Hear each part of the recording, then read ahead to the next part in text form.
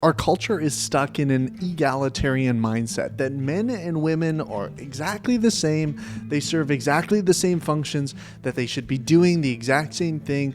You know, you grow up, you go to school, you graduate, then you go to university, you get a big time job, you start working that job, maybe you have kids along the way, but you get back to work and you just do your thing. Men and women alike, nothing is really different, and that's just how it goes. Likewise, our church culture has fallen into that same mindset, and I believe that the church culture has done that because they don't want to be set apart. They don't want to be different. They are secularized. They've been so discipled by the world that they don't understand that this is a distortion of how God has designed it. So what I want to bring back is not only traditional masculinity and femininity, but biblical masculinity and femininity and biblical roles. So many people online, there's a movement towards traditionalism. Tradition is wonderful if it's based in the Bible. Tradition is great if it is biblical. Some traditions are not biblical. So that's why I don't adhere to traditionalism. I adhere to being biblical. Now, what I see so often happen, even in Christian families, is that, the wife will work a job, the husband will work a job, and then they have a child, and then maybe, they raise that child for a little bit, but then they put them in school right away. And then the wife gets right back to work, and the husband is kind of like, he needs her to work, and not only because for the financial reasons, but it's just kind of this obligation. He feels like she needs to do that to pull her weight, and so they're both doing it, and maybe she's passionate about it, but at the end of the day, you need to be asking yourself, okay, if you're putting your kids in school, who's discipling them? Who's raising them? This is why I'm such an advocate for homeschooling, because I believe that it is our role as parents to raise our children and to guide them in the way that they should go. And when they're old, they shall not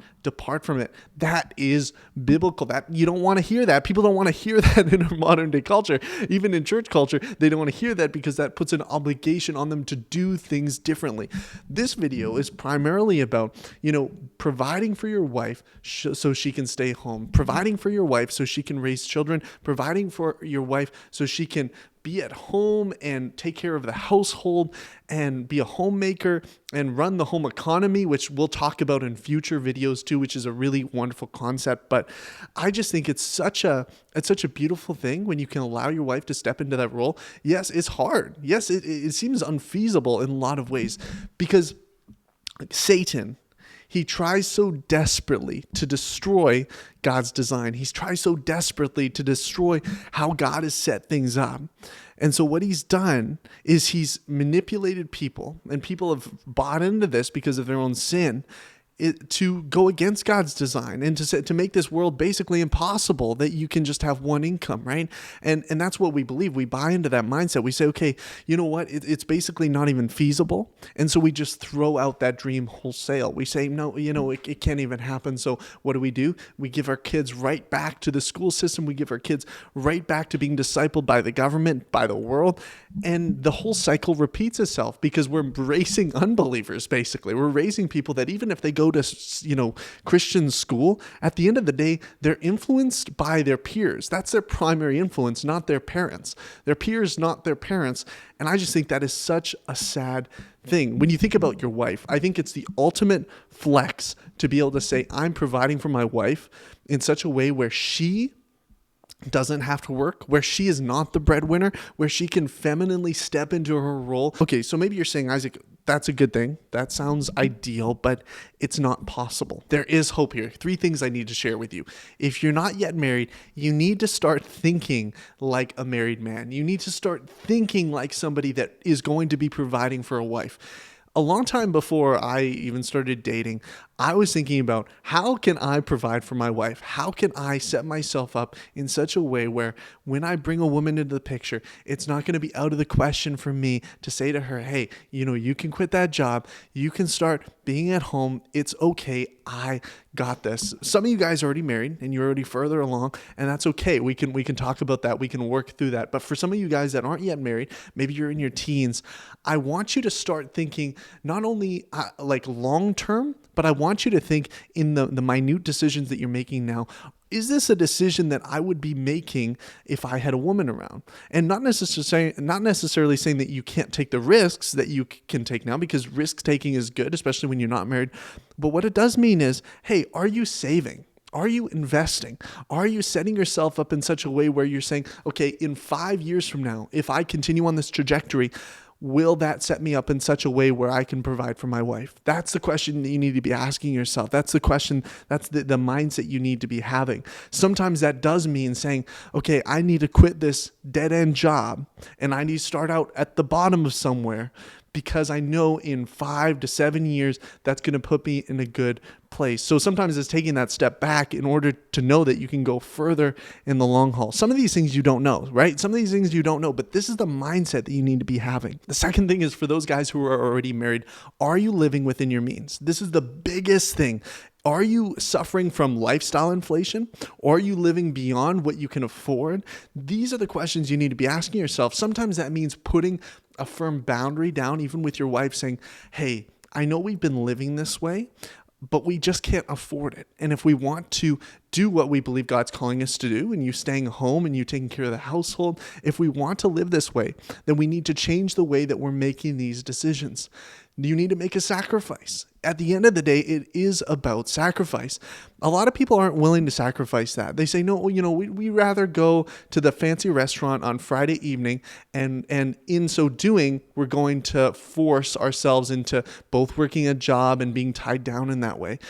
But if you say, okay, well, we can sacrifice this, we can sacrifice this, we can sacrifice Netflix because we'd rather buy back her time, then wouldn't that be worth it? And I think it is. The third thing is the home economy. Now, a lot of men really don't know what women do at home. They're just kind of confused. They're like, well, I guess she's just kind of lazy, or she doesn't want to work. Like, what's she going to be up to? The beauty about enabling your woman to stay home is that she has the ability to create out of this time. She has the ability to create out of this time. Maybe that's food, so you're not eating out as much.